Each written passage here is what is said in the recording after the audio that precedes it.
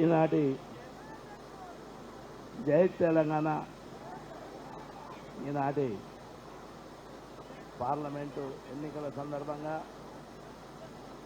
ఇక్కడికి ఇచ్చేసినటువంటి గౌరవ పెద్దలు పూజ్యులు కేటీఆర్ గారికి, అదేవిధంగా పెద్దలు సత్యేందర్ రెడ్డి గారికి, ప్రకాష్ అన్న గారికి, గాంధీ అన్న గారికి, వేదిక మీద ఉన్న ఎమ్మెల్యేలకు, ఈ కార్యక్రమానికి ఇచ్చేసినటువంటి సోదరులకు అందరికీ పేరు పేరున నమస్కారం. మిత్రులారా, మీరు బాగా గమనించాలి, ఎన్నికలు 20 రోజులు ఉందిగా. ఈ ఎన్నికల్లో భాగంగా చాలామంది చాలా విషయాలు మాట్లాడినటువంటి సందర్భాలు మీకున్నాయి. మీరు ఒకటి బాగా గమనించాలి, ఒక పెద్ద మనిషి బీసీలకు దమ్ము ఉంటే, బీసీలకు సీమనెత్తులుంటే చేవెళ్ళ గడ్డ మీద కాకానికి జ్ఞానేశ్వరుని గెలిపేయమని సవాలు విసరడం జరిగింది.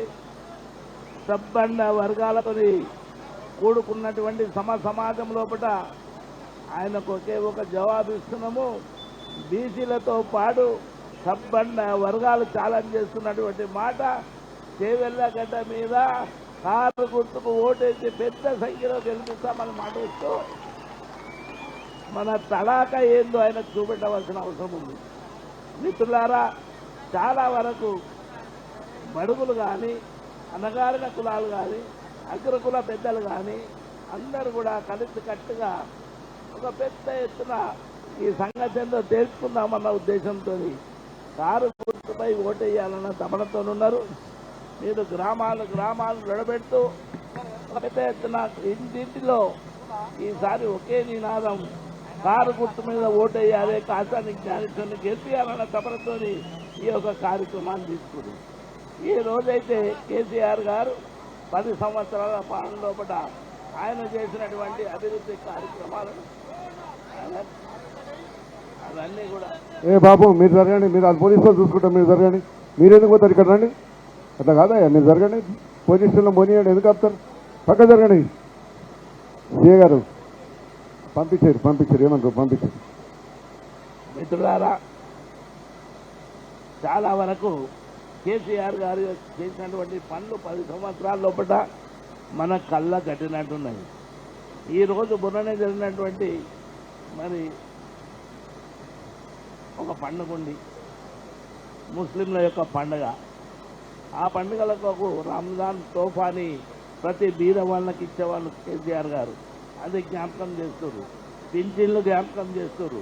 అదేవిధంగా దానిలో కాకుండా మీరు బాగా గమనించాలి, ఏ ఇంటింటిలో నల్ల గురించి ఆలోచన చేస్తారు, పింఛన్ల గురించి ఆలోచన చేస్తారు, వృద్ధులు ఆలోచన చేస్తారు.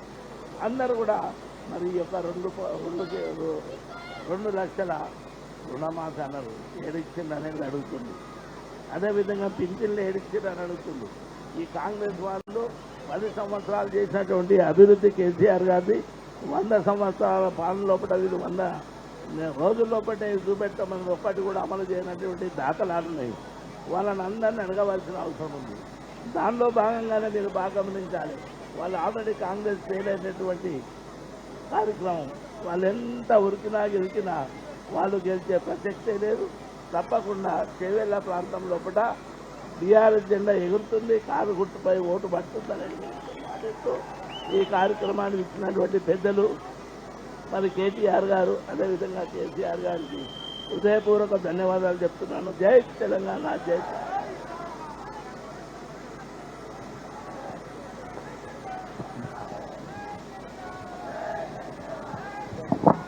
పెద్దలు అప్పటి నుంచి ఎదురు చూస్తున్నా మన యువకుడు, మీ అందరు తెలుసు, హైదరాబాద్లో ఏ విధంగా డెవలప్ చేసుకున్నాం. ఇలా నార్సింగ్, కోకపేట, పంజాబ్, మంచిర్యాల పోతుంటే రాత్రిపూట మనం దుబాయ్లో ఉన్నామా, అమెరికాలో ఉండదు అనిపిస్తుంది.